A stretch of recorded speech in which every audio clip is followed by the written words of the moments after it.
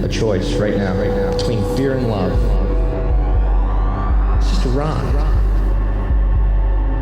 Out of the dark night of ignorance and into the shining light of truth. Expanding reality. A population of citizens capable of critical thinking. We don't see things as they are, we see them as we are. There's a level of reality where everything dissolves into an ocean of energy. We empower our experience by insisting on our authenticity. That's very profound. Very. Expanding reality. Welcome to Expanding Reality. I am your host, Brandon Thomas. On this episode, we have Karen Swain. She is the Australian leg of the Higher Self Expo host. She's helping the whole thing out over there for that 8 hours. Just a reminder again that Higher Self Expo will be this month of 2021, July 17th and 18th. It's a 24-hour global conference. All the ways to find it, of course, are going to be linked down in the show description, as well as Karen and her work with her ATP Media. She does Deliberate Creation. Guys, this is one of the best and warmest and deepest conversations I've ever had in my life. She's incredible. You guys will absolutely adore her. So without any further ado, let's get to it. It's Karen Swain. All right, ladies and gentlemen, extremely excited to welcome this young lady right here, Karen Swain. How are you this evening? I love that you call me a young lady. I thought you were laughing at my pronunciation. We just go over it, and I was really wanting to nail your name, Karen Swain. You did it so well. You said it so well. So many people can't get it, especially Americans. Americans have a really hard time with Karen. I don't know why. Easy. But they think that me saying Karen is just that cute Australian accent, but it's actually not. I was at school with 5 Karens. And then Mum's like, nope, you're not a Karen, you're a Karen. That's hilarious. So instead of going like Susie or, Tabitha or something like that, she's like, no. I like this motif. We're just going to throw the accent on the A there. I like it. Yeah. Interestingly enough, it's a Scandinavian name. And if you watch the movie Out of Africa, she says, it's a classic old movie with Meryl Streep, I think. She says, my name is Karen Blixen, and everyone in the movie calls her Karen. And I'm like, I know how you feel, love. It's a Scandinavian accent. Karen Blixen. I had a farm in Africa. Yeah, it's a beautiful movie. I love that movie. Well, for my audience that may not know about you, if you don't mind, just in your own words, just tell us a little bit about yourself. Tell me about myself. Oh, you see, the way I do it is I read people's bios. I don't give them, they don't have to work so hard on my show. You're on the other end. So as you know, I have a podcast show as well. So I'm a teacher of deliberate creation, a channel, a psychic, an empath, all that good stuff. And I started my podcast show over 12 years ago because in my 30s, I did healing courses. And one of the healing courses I did was, we call it theta. Americans call it theta healing. And we learnt about different brainwaves and how our mind works with different brainwaves. And I remember learning about theta brainwave, which is the brainwave of REM sleep. So REM sleep is rapid eye movement sleep. And that's the brainwave when you're in a deep sleep. And when you're in that deep sleep, it's usually that time where you're having out-of-body sojourns or you're having dreams. That's why your eyes are doing this rapid eye movement. Have you ever seen studies on sleep? People get to this really deep sleep and their eyes are going crazy underneath their eyelids and you think, God, what's happening to them? It's like their mind is experiencing stuff and their body is it's almost like their body is seeing it, their eyes are seeing it. Even if your soul, if you like, is not even in the body, your body's still reacting to what you're experiencing. Damn. So that's called theta brainwave, I know, right? And when I realized that media puts you in this deep, relaxed alpha or theta brainwave state, and that's a state where your mind is really open, it bypasses the logical mind. That's the way that we hypnotize people. When hypnotists hypnotize people, and those hypnotists that you see on stages and they get you to cluck like a chicken or believe that you're something, they put you into a state of brainwave. So how they do that is they relax you and then they bring you down and then your mind opens and you're very suggestible. you're very suggestible in that theta brainwave, and then they give you a suggestion and you believe it, like you are a chicken. And it's like, and then you believe that you're a chicken. So when I realized that media it has this hypnotic effect, I remember thinking, we are being hypnotized into fear. Like, we are just, so much fear messages are being pumped out through the media. Listen to it. Every advertisement at an American advertisement advertisement has some element of fear that it's getting you to buy into. I thought, oh my God, I've got to start pumping out some more positive, deliberate messages to people. And I just thought, in my very small way, I'm going to go on radio and start teaching people about the powers of their mind and the powers of focus and the powers of deliberate creation. So that's when I started going on radio. And the radio station that I was doing it on was just this really tiny little radio station that really didn't have any listeners. And then I went to a bigger station, and it didn't have a 7-second delay. So that meant that I couldn't take callers, like I couldn't get people to ring up, and I couldn't give them a reading or a session on the line. I started interviewing or having conversations with people and getting people to share their stories, and usually people that have gone through some incredible trauma and then talked about how they overcame it and how their lives benefited from going through the contrast. So for me, it was really establishing how we are powerful, deliberate creators, and how that all that we experience, all the trauma and contrast, all the problems that we experience in our lives are there to help us expand our reality. Nailed it. I love when people do that. You're great. That's fun, right? Expand your reality, to evolve as a human being, to evolve as a soul. It's all there to teach us, everything's there to teach us. And then I just got hooked, Brandon. I just love people. I love people. Don't you love people? Don't you just love finding out about people? Yes. Aren't they great? Like, a lot of people are fantastic. And it's like that old thing, right? I love a person. People scare the shit out of me, right?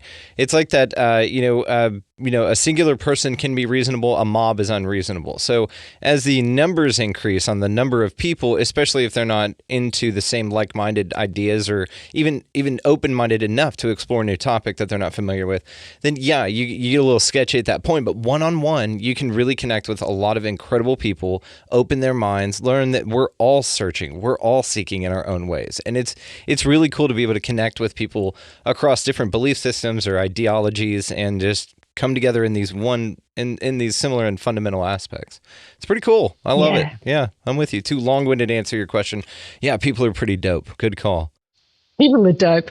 I found you. I don't know how I found you. I found your show. I don't know how I found your show.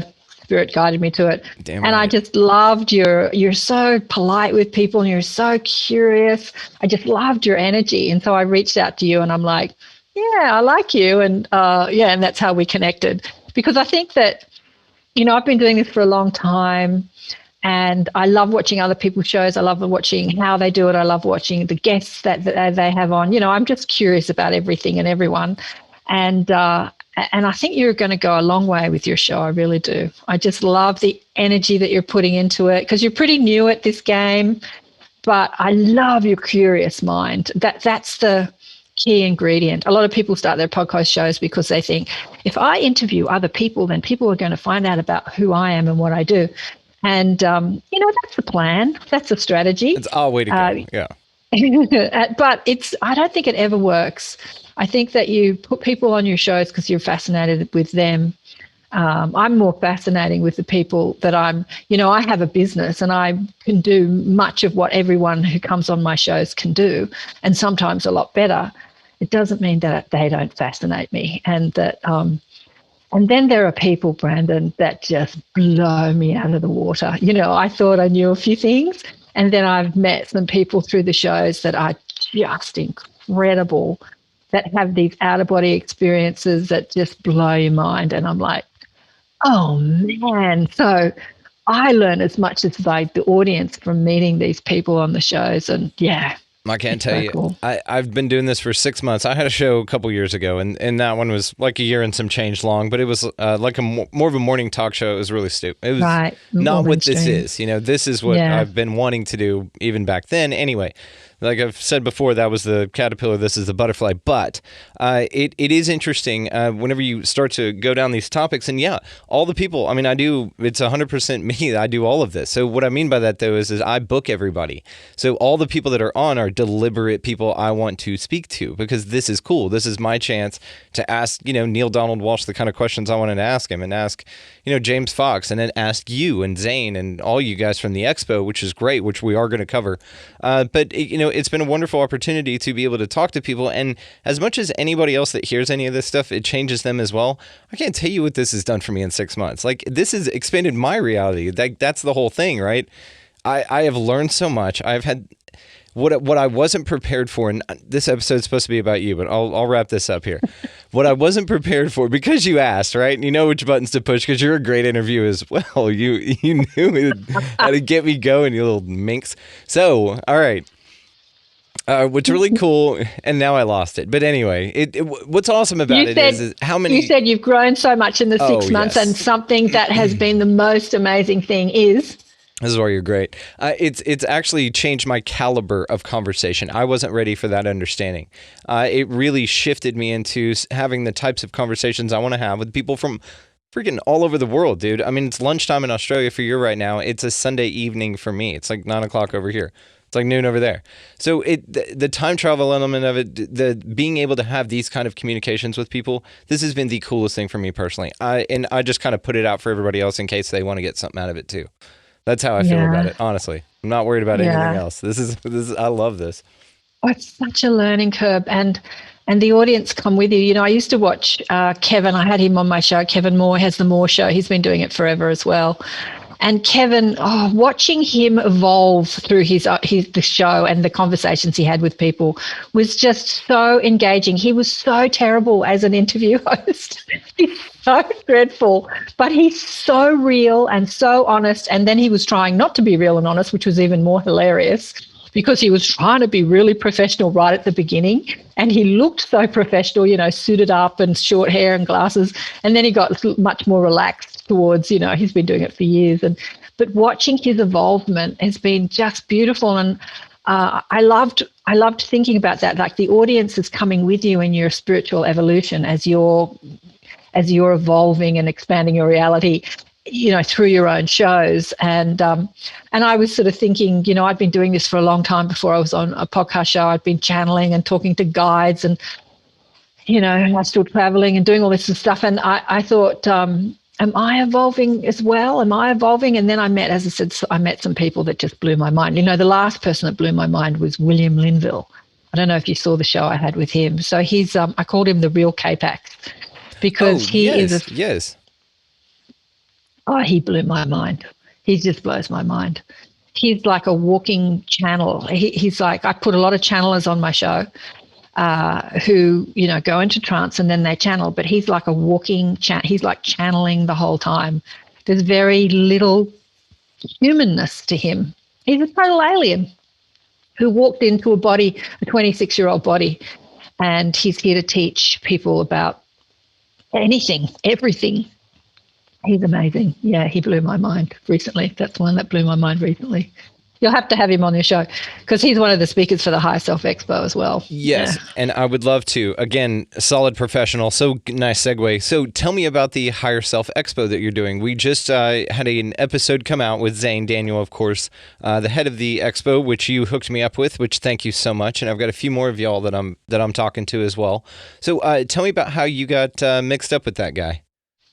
Well, I put Zane on my show a couple of years ago, and Zane was pretty new to all this too. He'd been through Ethan Fox's course where Ethan sort of grabs, new light workers that have just come into their channeling ability and they've got things to share, and he pushes them exponentially on their channel, and he like gets them out there and it's like, right, you've got something to share with the world. Let's get you out there. He has a big expo, puts them on. And I think I saw Zane on Ethan's expo. So he has a big conference called the Awakening Empowerment something conference. Anyway, something like that. And I saw Zane speaking, and I just was interested in him. I'm like, oh, you're fascinating. So I put him on my show, and then we just started communing. Like Zane would sort of ask me for a bit of advice, and he's pretty awesome, Zane. He's got this one of those amazing minds, that just technical minds. He grabs a concept and runs with it, and and so when he put on this next expo, which is coming up in July, 17th, 18th of July, he wanted to do a 24-hour gig so that it would cover all the time zones, and it's live on Facebook and YouTube, which is going to be a challenge. I've never done that before, but anyway. I believe in you. And I like to challenge myself. Yeah. And he's not paying any of us. He's not getting paid. He's not paying any of us. 6 co-hosts. And none of us are getting paid, but why are we doing it? When he asked me to do it, he said, can you do the Australasian 8 hours? And that means you have to book all the speakers, and, it's a lot of work. I thought, I have so many people on my show that are Americans. It'd be really interesting to actively look for Australians. I thought that was I wanted to give myself that challenge, because there's so many Americans to speak to that are amazing. And I wanted to actively look for Australians. So I knew quite a few of them. So it gave me an opportunity. I showcased them all on my show as well. And that's really expanded my reality as well. Keep it rolling. I love it. Yeah. But it really has, because it's actively made me look for Australians. And I met some people that I never would have met had I not had that intention. Some beautiful people. I love them. And just the whole thing has just really expanded me, just to do it. Like, just giving yourself that challenge, even when, like, you're doing this, you're not getting paid. You've got your real job, and I do this, I don't get paid. My real job is actually counseling people and doing readings for people and teaching people. So, but it's interesting when you put yourself out there doing something that you love with a passion, in a way that you really want to just expand your reality, expand your world, and evolve how life comes to meet you in magical ways, and every aspect of you expands. So not just your enlightenment and your consciousness, your abundance expands, your health expands, your relationships expand. I mean, everything expands. It's not just your mind that's expanding. Well, your mind is everything, really. Yep. So, so if you do things not because it's going to give you money, but because you want to do it, and that fascinates you, like that's, you've got a passion about it. You want to have the conversations you want to have. You don't want to banter to what you think people need to hear. You just want to have the conversations. You just want to do what you want to do. Like if you're an artist, you want to paint what you want to paint. If the conversations you want to have, that's the way to go. That's being a deliberate creator. That's what I'm talking about. Way to freaking full circle this thing. Nice job. We didn't work any of this out beforehand, by the way, guys. She's just that great. And it is that, though. It is something that has, and I don't think enough people talk about that, right? How it changes us, how it changes the people, the interviews. Because not only do you have to be well-versed in a lot of different things, right? And especially just at least do some research on your guests that you're having out. But what's nice about it is like you said, all the things that you didn't even know you didn't know. It's all of those things, and speaking to these people and getting to just meet your soul tribe, and come across these people from all over the planet. It's been the coolest damn thing, and I love this. So, yes. Yeah, I remember that was a question when I was young, sitting at home alone, reading my spiritual books and feeling like, where is my tribe? Like, where is my family? I used to read the Deepak Chopras and the Wayne Dyers and the Louise Hayes, back then, 30 years ago, which was the tribe then. There's been a lot of people that have come along since then, but they were unattainable. Like, they were the rock stars in the spiritual industry, and they were just unattainable. And I used to think to myself, where is my tribe? Where is my tribe? And little did I know that starting a podcast show, I would find my tribe. Like, I didn't do it to find my tribe, but that was the outcome. Yeah. Like, that answered that desire in me when I was sitting at home alone with my books going, where are the people I can have these conversations with? Yeah. No, that's exactly what it is. And it is. It's an unintended consequence, but it's awesome. So it's the same thing. And I just, you get, for people like us, I don't know how many people in your immediate circle physically, like around you, that you can have these kind of conversations with, just about now? Yeah. Everybody. See, that's cool. That's you've See, that's physically changed for me. Yeah, Yeah. yeah. And this is like you said. I'm not doing this for very long. I've been doing it maybe 6 months, something like that. We're not even over 50 episodes yet. But anyway, Yeah. So, but it does feel like a calling. It feels like what I should do because I love this. I absolutely love this. So with this in mind, with what you do, what's one of the most incredibly profound, life-changing experience from somebody that you've interviewed personally on your show over the 12 years that you've been doing it that you can think of? What's just one of the craziest, like, okay, I did not leave, you sat down in front of the microphone one way and then you left a completely different way? Oh gosh, there's been so many moments like that. Look, I rave about Garnet Shawhauser. He's my all-time favorite. He's so funny. I think I told you about him when we've had conversations. So he was a conservative corporate lawyer. And the thing about Garnet is that I love the unfoldment of his own personal journey because he was just super Catholic, conservative, middle-aged man, three-piece suit, earning lots of money. He'd had a great life, kids, big house, lots of money, loved his work. He's like many ETs on Earth. They do human really well and they love being human. But there was, so they're not so woo-woo or crazy. Like they do super good human. I don't know how They're to good at describe human. it. Yeah. They love being human. They don't want to be different or special, or they know they are, but they don't want to be, they want to fit in. They want to do human, which I find really funny. Anyway, but he had always felt like there was more, and he'd sort of cry like, surely there's more. And he meets a spirit guide who turns up as a homeless man. So that was over 10 years ago now. And he has been taking him on astral travels around the cosmos, showing him, he's on his 5th book. He's just about to release his 5th book. In fact, he sent an email the other day saying that the 5th book, which is called Dancing with Angels in Heaven, is on Kindle now. You can get it on Kindle. There's just his sojourn throughout the cosmos are mind-blowing. They're mind-blowing. You contemplate this stuff. I don't know. Have you ever seen the movie Thrive? Thrive. Like the first movie? I think so. Foster Gamble's movie. He's just put out the second one about 12 years later. But that first movie blew my mind. So over my exploration into consciousness, I had learned about crop circles, and I'd learned about anti-grav, and I'd learned about psychic ability, and I'd learned about this, and I'd learned about that, and I'd learned all these different things, and I'd gone, Then I watched that movie, and that movie put it like sacred geometry, put it all together and into a story, into a whole. It just married everything that I had discovered into this amazing unfoldment of a story, and it was like, that blew my mind. I'm like, that blew my mind.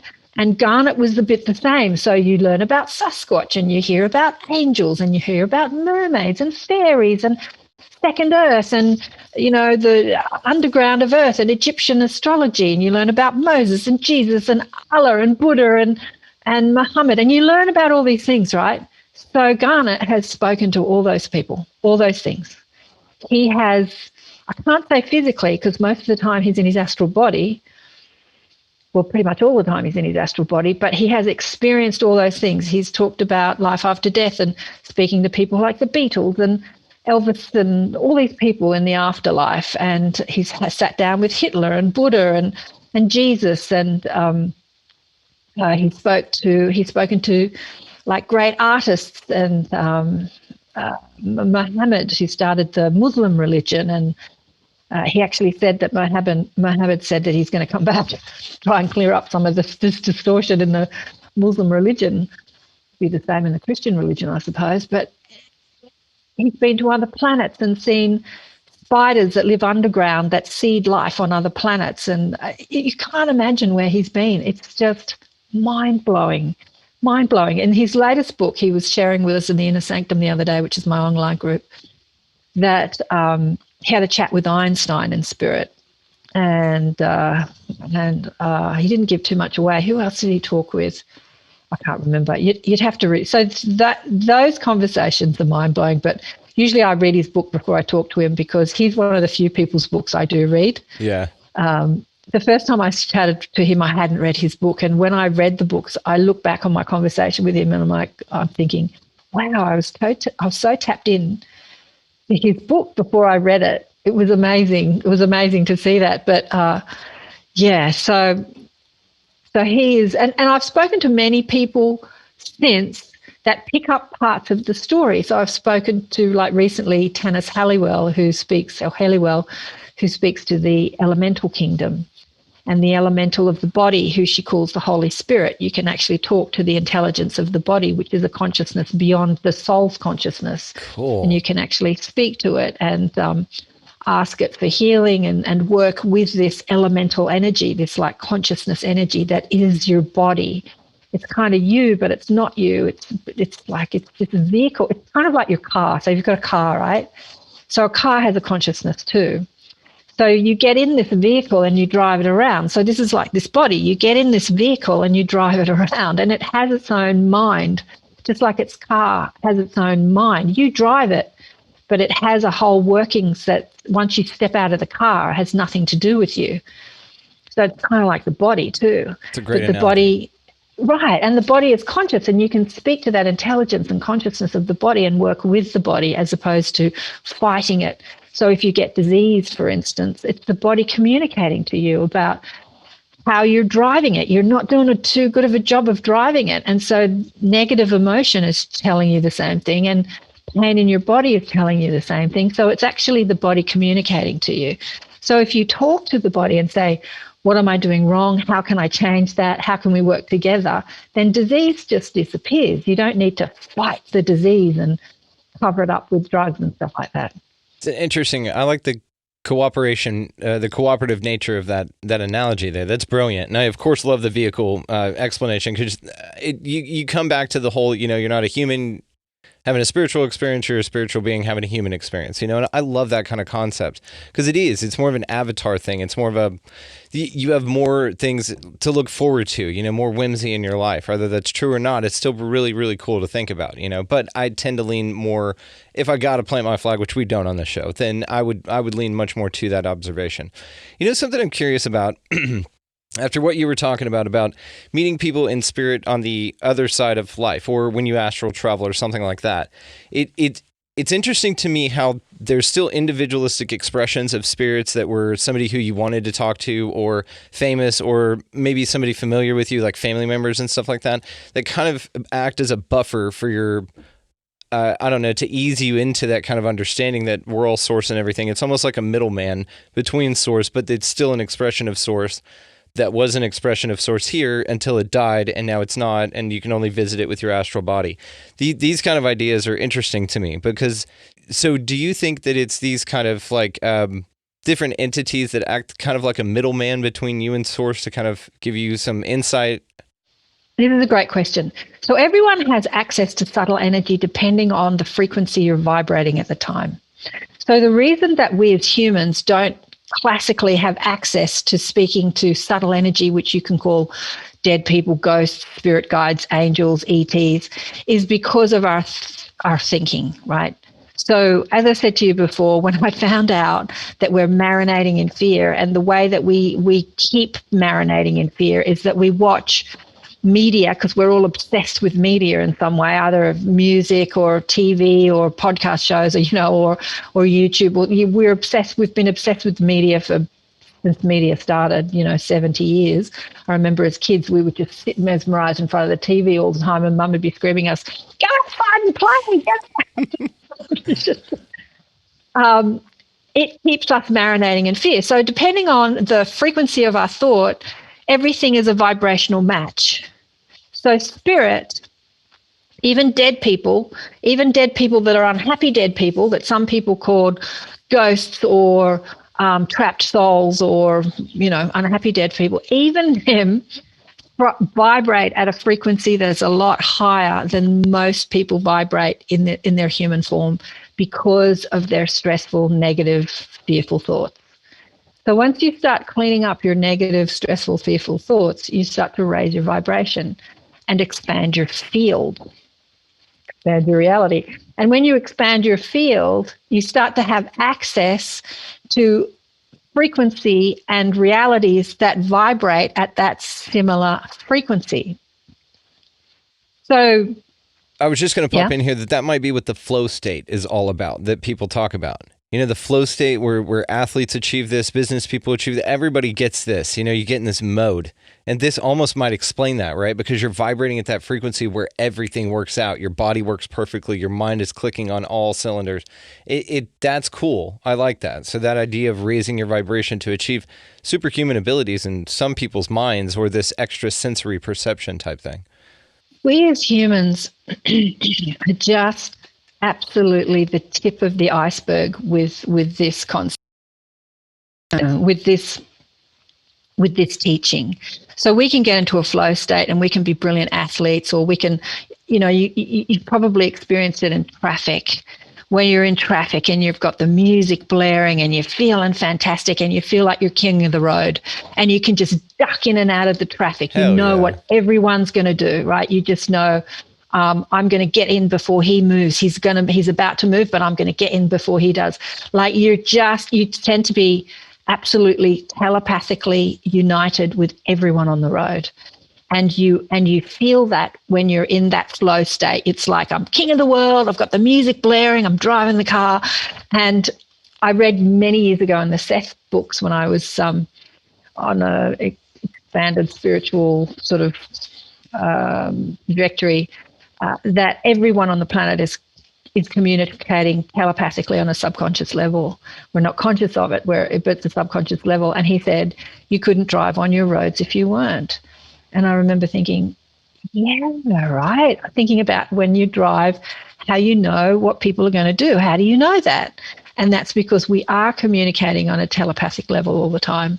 So that's one part of the flow state. And then there is a flow state that the ETs know about, where they are so in tune and in touch with energy that they can systematically dematerialize the cells and the atoms of their body and put them back to, like, they can beam me up, Scotty, with their conscious mind, because they're so attuned to energy and flow that there's that level of that's something we've got to look forward to. That's a hell of a flow state. Yeah.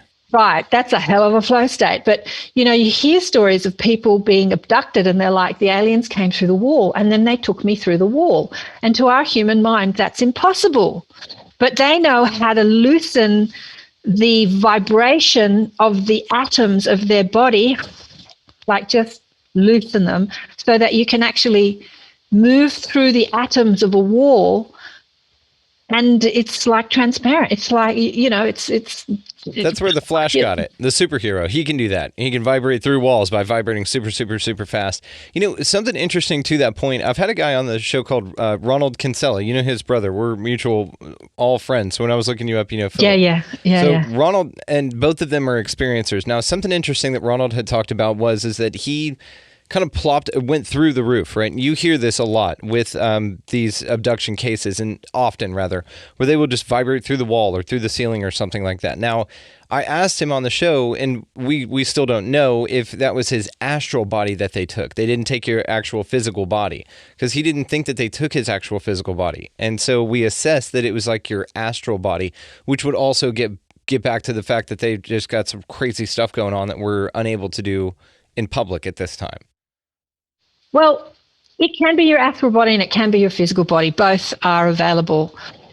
The astral body is a complete replica of your physical body. So often it is not necessary when taking you as an entity onto a ship, unless they want to specifically work with your physical body. So for instance, I don't know if you've had Geraldine on your show. She's one of the co-hosts for the Higher Self Expo. So she's a multiple experiencer, and she has her first conscious aware experience. She had a physical awake aware experience where she remembers it like what you did yesterday. So she was completely aware and awake. She went up on a ship and she met 8 of her hybrid children.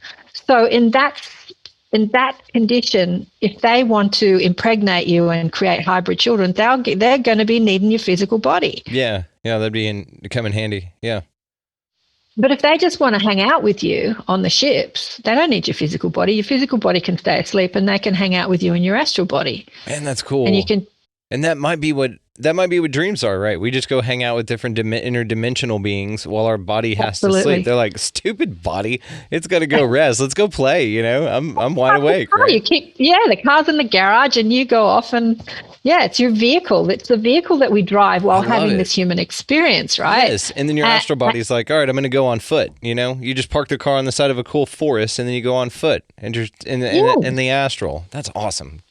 That's right. Yeah, the astral body is another vehicle that you drive while having life experiences, physical and other life experiences. So you can have a spiritual life experience, because the only true reality is source, and source is light energy. It's just light energy. So anything that is not just pulsing light energy, infinite intelligence, infinite potential, creative light energy, is some form of life experience. So you can have a spiritual life experience where you're a spirit guide and you're communicating with people who are having physical life experiences on Earth or other places. So we're multi-dimensional, and we have multi-dimensional bodies, and it's all happening simultaneously. So as you and I sit here in our physical clumps yakking to each other on the other side of the world, we might also be up in a spirit realm, having a class on astral travel, or how to communicate with humans, or how to disclose, we're doing multiple things. At the same time, we're having future lives maybe in other planets as extraterrestrials, or future lives on Earth as humans, and we're having past lives as humans or plants or animals. So it's all happening. We are multidimensional. So when you expand your reality, you just don't expand your reality about who you are in this physical world and what's capable for you as a psychic or an empath or a channel or a deliberate creator. You can expand your reality to who you are beyond this physical world, and what you're up to, and how it's dovetailing with who you are, why it's dovetailing with who you are in this physical world. And what having a relationship with that other aspect of you, being maybe an extraterrestrial in a future life on another planet, like Bashar does, right? Bashar has a relationship with him. So Darryl Anka has a relationship with Bashar, who is him in another world, in another time. Blows my mind. Right. So why is he having that relationship? So he's bringing through information that's impacting this world. That's why he's having, and that's why he's aware of that relationship, and he's doing it, that channeling. So there's so much available to us when we expand our reality. How many times did I get that in there? You're sneaking it in. I'm sending you like $20 every time you do it. So thanks a lot. I appreciate it. But settle down. Your Venmo keeps going off. It's distracting for the listeners. It's interesting because whenever you talk about stuff like an alien from a different time communicating with a human here, using him as a vessel, the fact that that's possible, how fascinating that is, and the fact that it's necessary. Like that I can't imagine me needing to be needed by some muskrat in a different time on a different planet, and I'm like channeling through this thing, because that's equivalent to what we're talking about here. It's like me channeling through an alien muskrat 8 billion years ago. And how important that was for that role. Like that's the kind of shit that messes with me mentally here. Those kind of thought experiments. Well, it's all a matter of need. It's all a matter of need to know basis. So if you think of this is what Garnet did for me too. I thought I knew a thing or two, and then I read his books, and then my mind blew open to the infinity-ness of the universe and the possibilities available to a point of consciousness, which is an extension of source that plays in the universe in different forms, on different planets, in different time frames. Like, people say rest in peace. I'm like, what do you mean rest in peace when you die? When you die, it's just another opportunity to have more adventures. And the adventures are infinite. They're mind-boggling what you can get up to as a point of consciousness, inhabiting some sort of vehicle in some time-space reality, or just some reality. It doesn't have to be in time or space. And that's what Garnet did for me. That's how those books expanded my mind. And I spoke to a guy called Blair Styrer, who's a New Zealand guy. Get him on your show. He's fabulous. He channels a spirit entity that lived 5,000 years ago called Tabash. You know how I was telling you how to pronounce my name Yes. before we. So as I'm speaking to Blair's calling me Karen, and we're having a lovely time. And then I say, let's bring through Tabash. So when Blair channels Tabash, he's a trance channel. He leaves the building, and Blair comes, and Tabash comes in, and Blair doesn't know what's being said. And what was hilarious about the first time I spoke to Tabash was when Tabash came on, I said, hello, Tabash. And he said, hello, Karen. He No just way. really exaggerated my name. And I said, hello, Tabash, because he's got that same hard A, that R sound in his name. Yeah. And we had a great cackle, me and Tabash. Like, I had this completely different personality speaking through this body called Blair. And this dude lived, his last physical incarnation, if we're talking in linear time, was 5,000 years ago on Earth. And there I am talking to this ancient, well, we're all ancient, but that, just talking to him as he's relating to his life as a human on Earth. But he speaks about much more than being a human on Earth 5,000 years ago. He's really a spirit guide that is teaching us in this time-space reality through Blair. And they have that relationship agreement, that's how they would bring through their service for this world at this time. So it's a need-to-know basis, really. It's kind of like we're at a precipice in human history where we're transitioning from one epoch, one era to the next, and we're moving in frequency. We're upgrading to a new level of experience. We're moving out of density into less density. We're shifting from fear to love.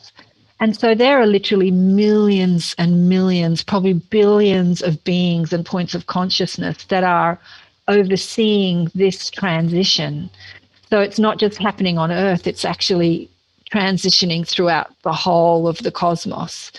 And we're kind of the bottom rung of the cosmos. We're moving up a step and everyone else is moving up a step. So it's a bit of a need to know basis. People who have come into this human form and have said, I'm going to be a part of the shift. I'm on the evolution team. Who's going to help me? So some spirits, some ETs, some archangels, some angels are like, I'll be helping you. So how are we going to do this? I'll channel through you. I'll inspire your mind. I'll motivate you. We're having this relationship on this need-to-know basis. So the same with Daryl Anker and his relationship with his future self, who he calls Bashar. What's his name? Bashar. Thank you.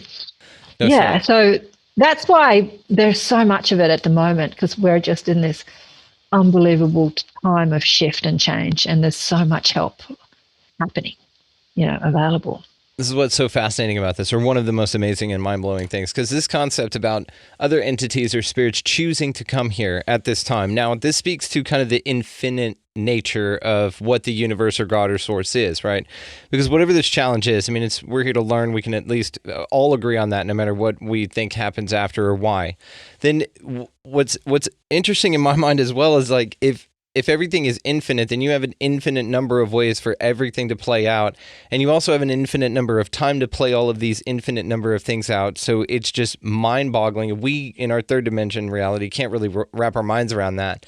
But if you were an entity, you would do stuff like this, because all things are possible. So you would do all of them, right? No matter how ridiculous, outlandish, masturbatory, how out of the way it sounds, that this is what has to occur, as these spirit guides talking to somebody 5,000 years ago that was reincarnated, on another planet so far away, but he's got to be here for this dude right now. This kind of stuff is what's so cool about it. You talk about 6 degrees to Kevin Bacon, like, this is ridiculous. This is like all of this chain cool stuff. Man, as Arcturian is helping this turtle, and if he didn't cross the road, so this guy gets out, picks the turtle up, he waits 5 seconds, and that's why he doesn't get hit by this truck, which is why he goes on to save the world, John Connor style. It's this kind of shit that I love. I love thinking about how deep this goes, because it is that complex, right? It's mind-boggling. Yeah. Yes. And what's even more mind-boggling, I'm someone who teaches deliberate creation. So when I first started teaching this stuff, it was about, I wrote a book, How to Get What You Want, because then I'm thinking, what do people want? Everyone wants to know how to get what they want. What do they want? Most people want love, health, happiness, money, they think that having all these material things will make them happy. And really the teaching is it's not about helping you manifest the stuff in life. It's really about helping you manifest the energy of life. And the energy of life is what we call emotion, because everything you want because you think in the having of it, it'll feel good. So the whole crux of the deliberate creation teachings is feel good and you can have anything you want. But your ability to feel good is your power of creation. It's not when I'm rich or when I'm famous or when I'm in love or when I'm married or when I have children or when I buy the house or when I buy the car. It's like feel good, and that when you raise that vibration, when you raise your frequency, then you're at a level of thought creates reality. Whatever you think about manifests. But it's about raising your vibe. And then once you do that, what's really interesting, Brandon, that once you raise your vibration, your desires change. Mm-hmm. So I feel good now. I love myself. I love humanity. I love life. I'm connected to my spirit guides. I'm connected to my higher self. And what I want is no longer the Ferrari and the $1 million. It's like I want to change the world. Mm-hmm. I want to be, and so the desires change, which is so cool. Like I don't need to be in love to feel loved. I don't need the partner to love me anymore because I already feel love. So then why do I want a partner? Do I want a partner for them to love me, or do I want a partner to help me help others? And, to be a part of a team that can be more of a benefit and useful to this time that we're experiencing, to this shift in human consciousness that we're experiencing. But I wanted to talk about how creation works, because as you were talking, it reminded me of a conversation I had with Natalie Sudman. So Natalie Sudman was a woman who was already working as a psychic and an empath, but she's a adventurous soul, and she decided to work as a geologist or something in the military. And so she was in Iraq during the Iraq War, working not for the military, but within the military. And she was in a truck, and the truck was blown up by a roadside bomb. And she survived. She had a near-death experience. She calls it the blink moment, because in the moment where the bomb went off, the truck explodes and then lands. So she's like unconscious for this period of a few seconds. And then she's, unconscious, and she wakes up all bloody and a mess, and there's dead people around her. And in that moment, she has this expansive and extensive NDE that she wrote about in her book called The Application of Impossible Things. And in the NDE, she's hanging out. She finds herself on a stage downloading all this information about her life to thousands of people. And then she's saying to the mob, I'm done. And they're saying, well, we honor your decision to be done, but we just want to remind you of a few things. And they take her on these journeys. And one of the experiences she has is she's with a bud. She's like with a spirit guide who she's like feels like is her best bud. And they're designing her injuries. What? So, yeah, they're designing her injuries. So in this few seconds that she's unconscious, she's in the spirit, talking to her spirit guide, saying, what do? Will we make her blind? Will we chop off her arm? Will we, let's have a look down that timeline and see how she copes as a blind person. And then as they're doing this, they're seeing her stumble around and fall around, and they're laughing hilariously like you're watching a funny movie at this, at her dealing with her injuries. And they look down a few timelines. They sort of think, what happens if she loses this, or she does this or does that? And so they're exploring different timelines. So think about that. If you're creating your reality, are you creating something completely new, or are you aligning with a timeline that already exists? Yes. This is the ultimate question, right? Because then it calls in free will. Now it calls in everything. Because if everything is determined by you at some higher level anyway, like, what's it for? This is why it lends more to the idea in my mind, based on conclusions like this and thinking about things like this, that it's all just a ride. You're just here to hang out and just to do whatever the hell you want, but that everything happens. But only one of it only happens from your minimal consciousness perspective because you're vibrating at this level of consciousness. This is why this is the kind of stuff, Karen, that is so fascinating to me. It's these ideas right here. Because yes, and then this leads back to what I've been doing with manifestation lately. And I know I've said this on the show, guys, just bear with me. So I step into the shower, I use it as a portal to step out into another, I focus my energy into another consciousness where what I want is there already, or the steps are there, the opportunities are lined up in that way, in that day, all of that good stuff. It's for this reason right here. I'm changing my timeline, in a very real conscious way, which is creating deliberately, right? Mm-hmm. Well, we've been given so many clues about the answer to this question. And one of the clues was made into a Hollywood movie called Sliding Doors. Have you ever seen that movie with Gwyneth Paltrow? No, but a great name for a cat? Gwyneth Meowtrow. Don't encourage that. I'm just going to keep doing. All right, so Gwyneth Paltrow. Oh, no, you got me laughing.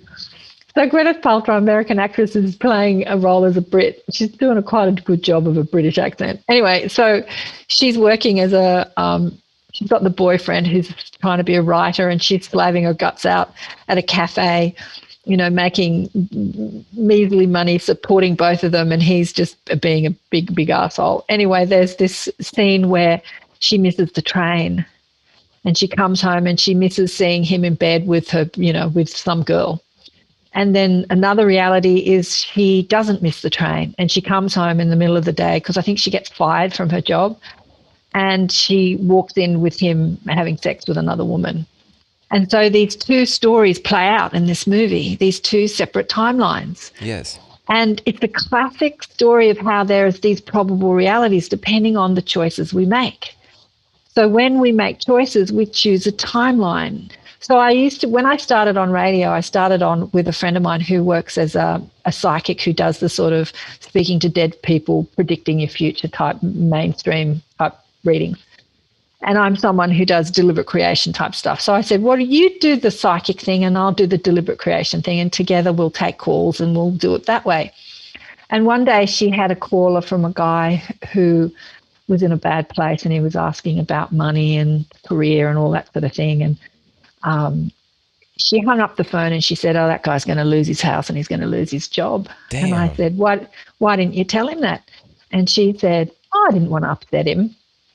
And I said, well, that's actually not set in stone. Like his current vibration of worry, stress is just moving down a timeline where he's got more things to worry and stress about because he's aligning to that energy, or he's aligning to that reality that's already in place.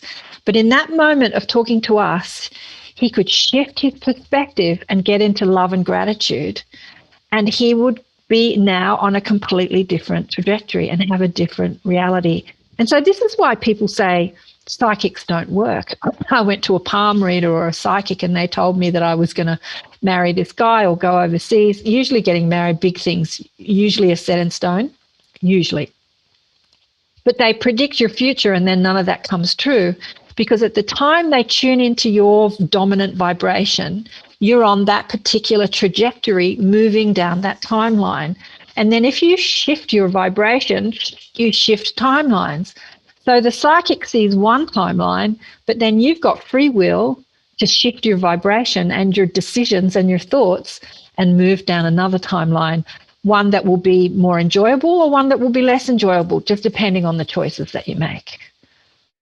And this is a big thing, because this is why on all of my shows, I just say, just buy a meal for somebody, get out of the left-hand lane, like do something nice for somebody else, because what you're doing is you may be potentially actually, I'm guaranteeing that you are changing whatever potential that was going to happen to them, whatever vibration they were on, you are shifting their tracks into a new timeline where now they're shifting other people's tracks into other timelines, like all for the positive. Like this is what the awakening is all about, right? There's that great analogous little meme where there's a yellow guy that goes and stands next to a bunch of just white, like outlines of people, and then they all start turning yellow because they've came in contact with this, and that's how any great idea or awareness or awakening or anything like that happens. It happens by sharing it.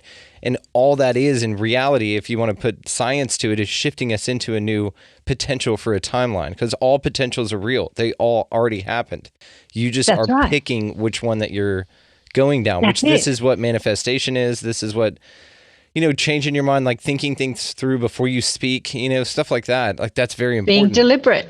Being deliberate. consciously deliberate of how you think and what you feel.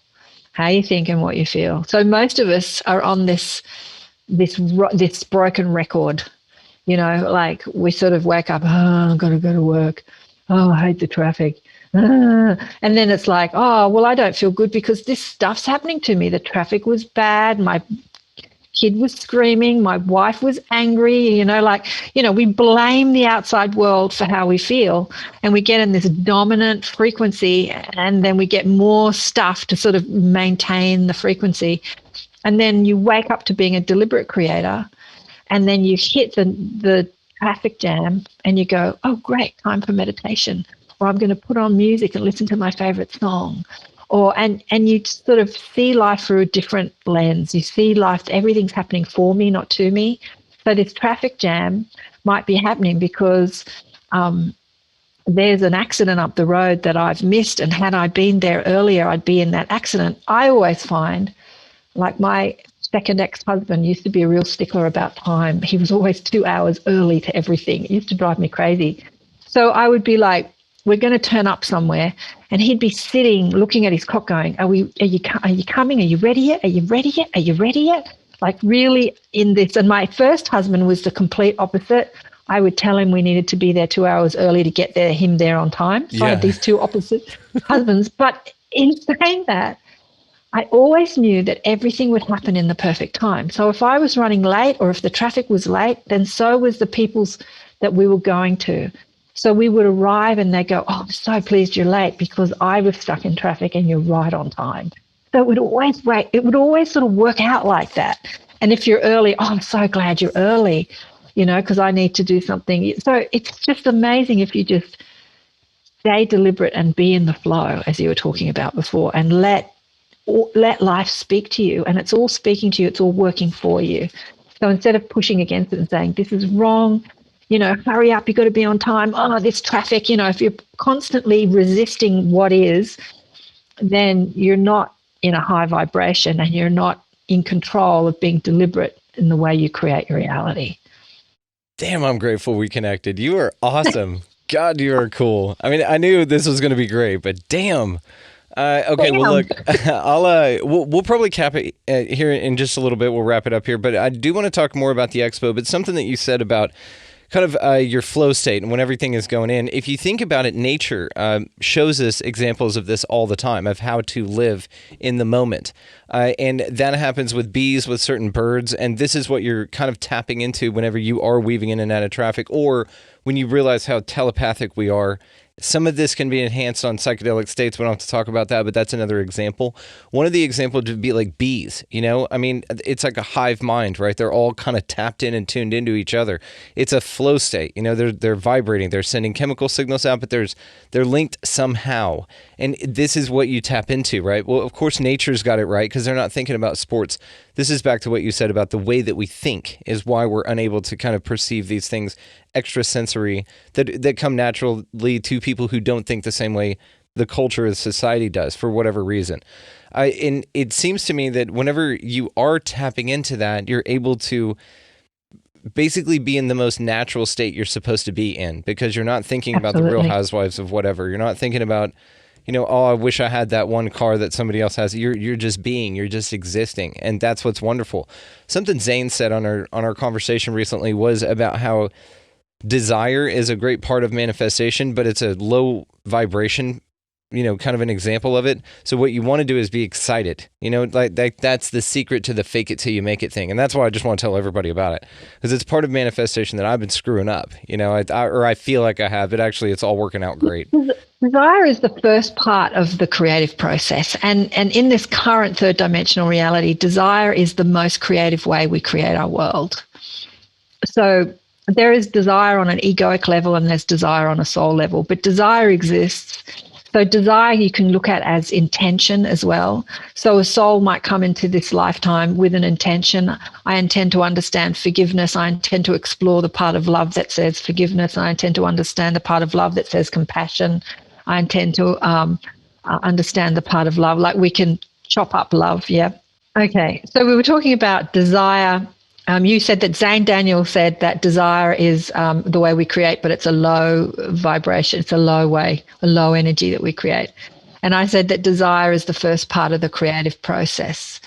So with everything we're desiring from an ego state or we're desiring from a soul state. So even the soul comes into a physical incarnation because it has some intentions or it has some desires.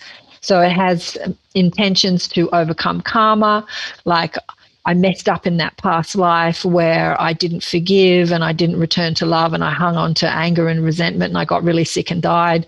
So I'm going to come back and see if someone can be really mean to me in this life and I can find forgiveness for them and keep my vibration high and, and not have to go through that illness again in order to have the wake up call. Like the body is, as I said, is always speaking to you about what you're doing with your vibration. So desire is happening all the time. It's just that when we're in the energy of desire, we're in the belief that we haven't got what we're desiring. But it is a way of recognizing what we want to create. So when we stay in that step one process, we've got to stay in it for a short amount of time.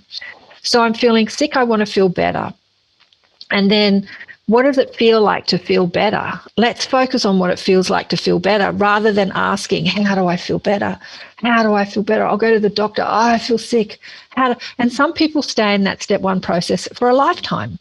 But that step one process is really just a recognition of what you want to create next.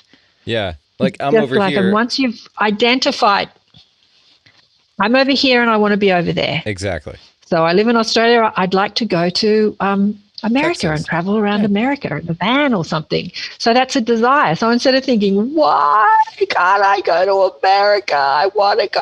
Well, it's like I've just recognized that's something I want to do. And then you sit and you visualize how fun that would be. Wouldn't that be great? Think of the people that you'll meet. What sort of things could I explore in America?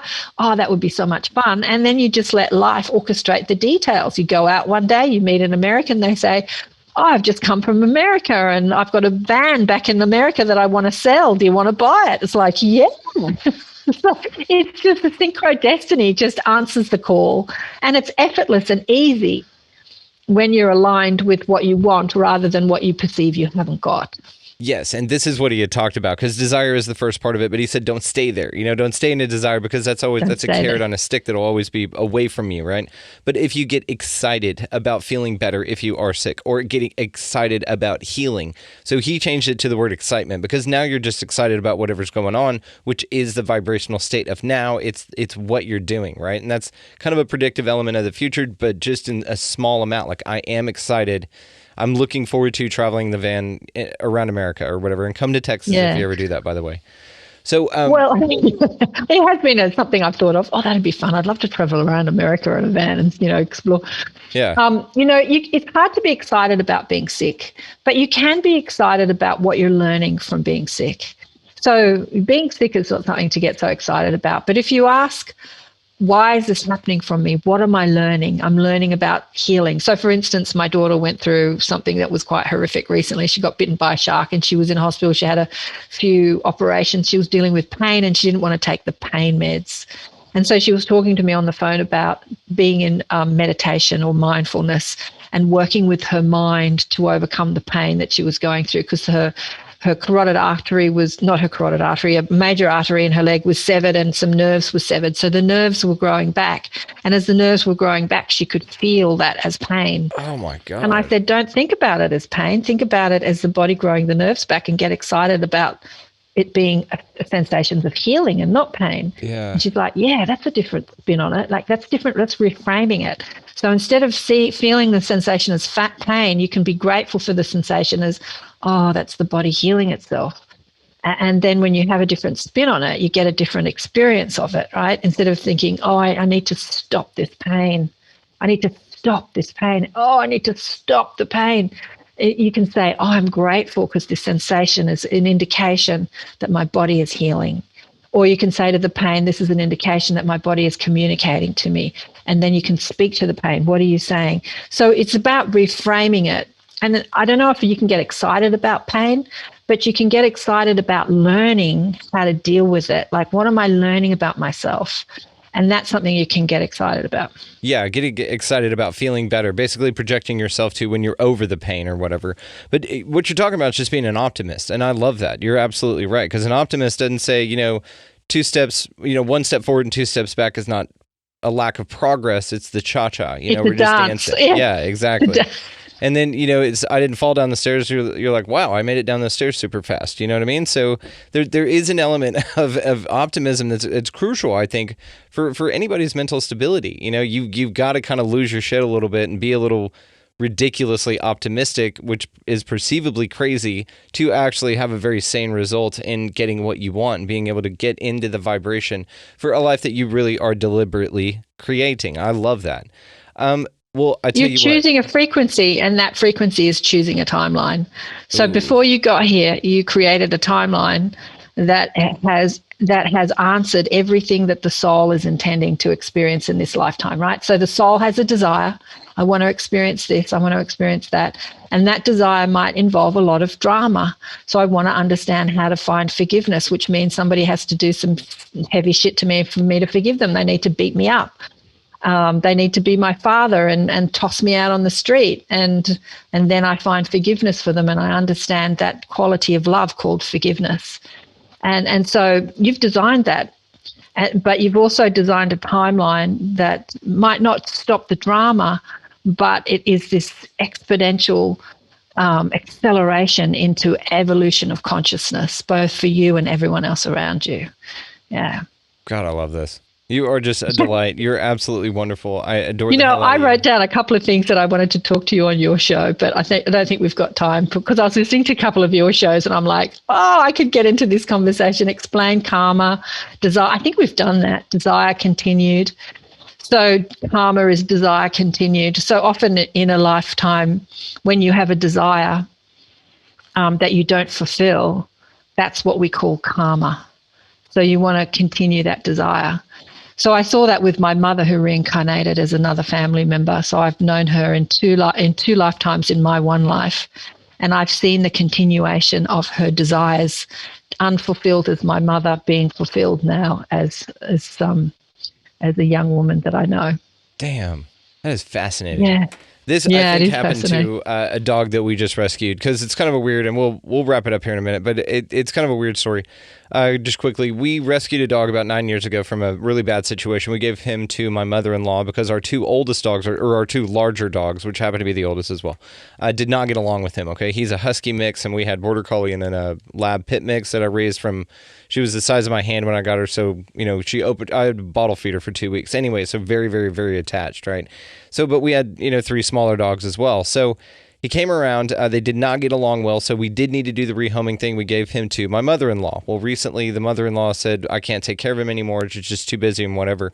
Now, our 2 larger dogs had already passed on. So, and they lived long after they should have, and they had wonderful lives and all that good stuff. So whenever he came up available, it's just the opportunity came back. Now, he reminds me a lot of my boy, my oldest border collie, the one I had for like 15 and a half years. He's got the same look in his eyes. He sounds the same when he barks.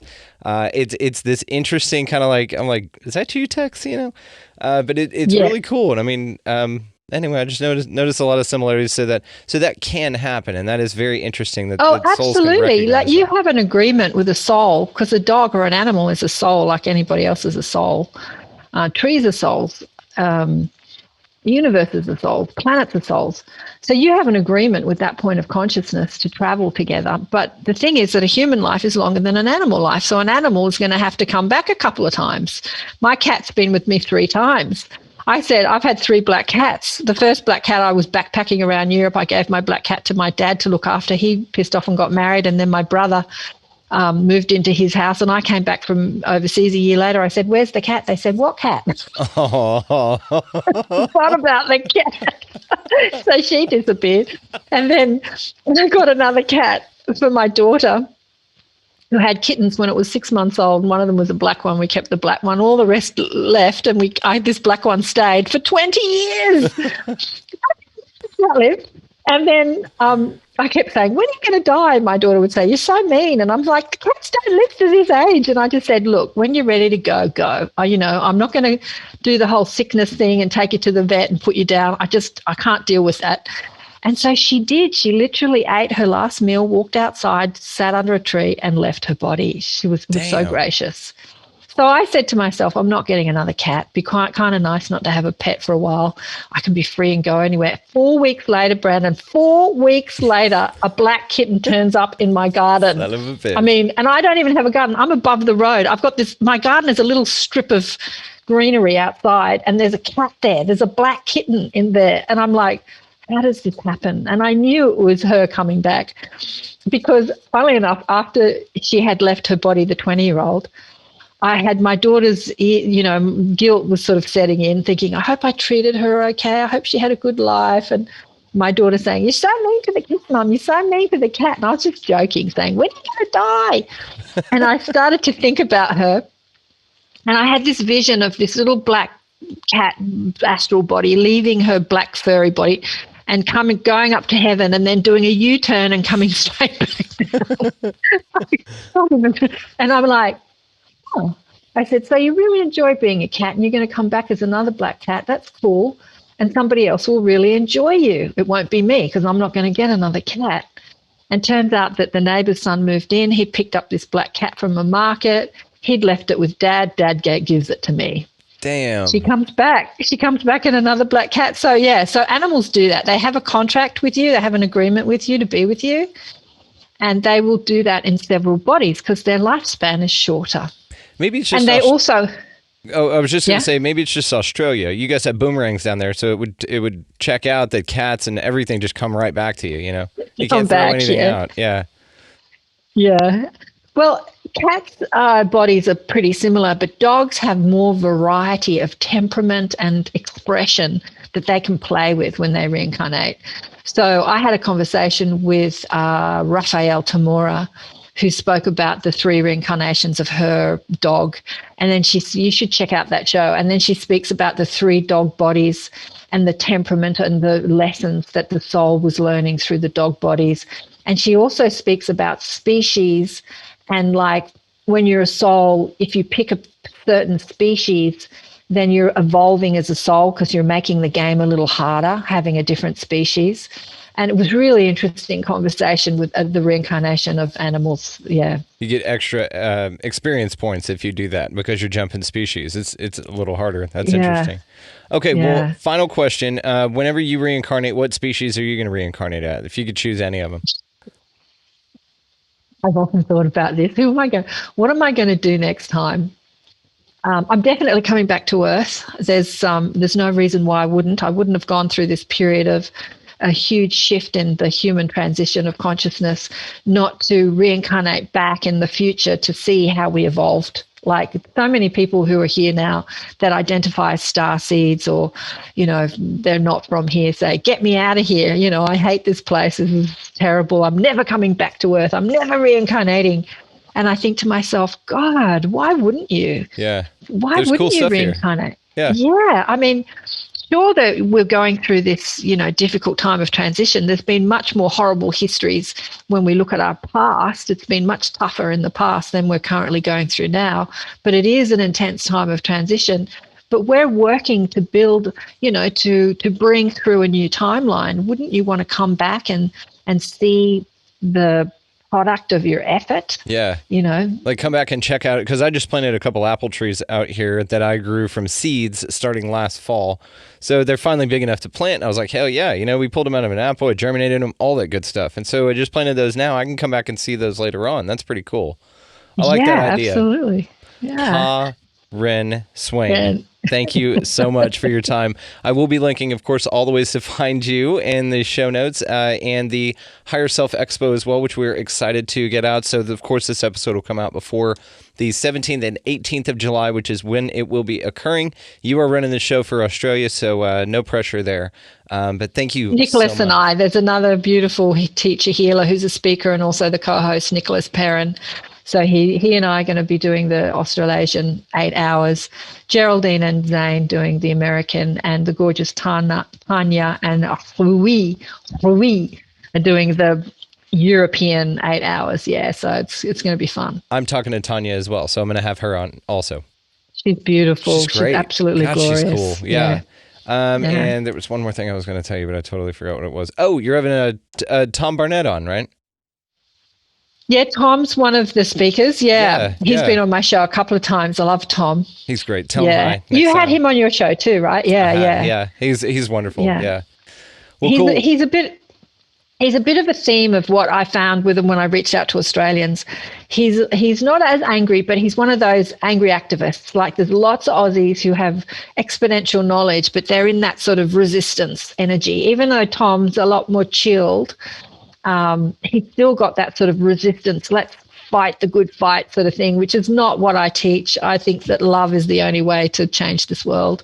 But there are plenty of people in that sort of good fight. You know, they've got to fight the evil cabal or the control drama. I think they're both necessary, because you're very loving, you're very feminine energy, very loving, very warm, and everybody wants to talk to you because you're wonderful. But Tom is very passionate about it, and he understands. He's got that protector mentality going on, and you need strong arms like that in the fight with this as well, because he's the guy that's waking up all the wolves, you know.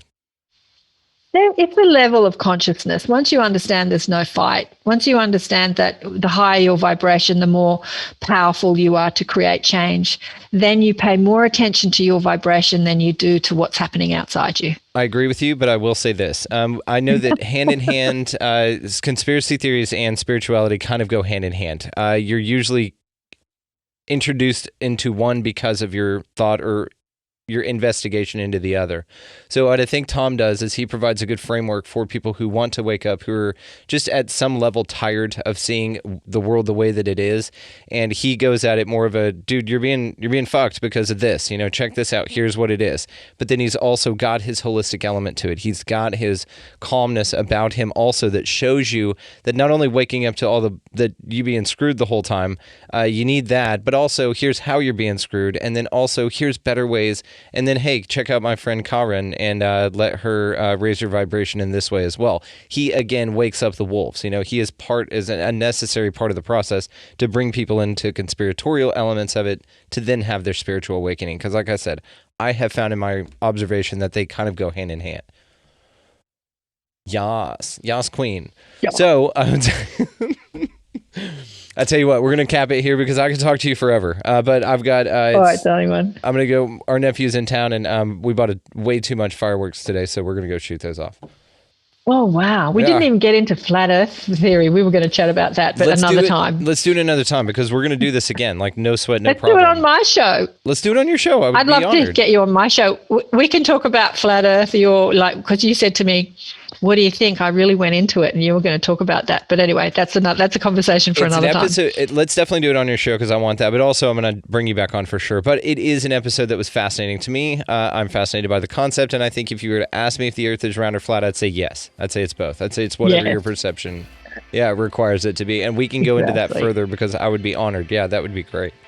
So, thank you so much. You were an absolute delight. Like I said, your soul tribe. So thank you so much. I'm truly grateful that we connected. I will, of course, be linking all of the ways to find you, as well as the Higher Self Expo in the show notes. You guys just go on down in the description and click that. That's where you can find it. And Karen, thank you so much. Thanks, Brandon. Ciao.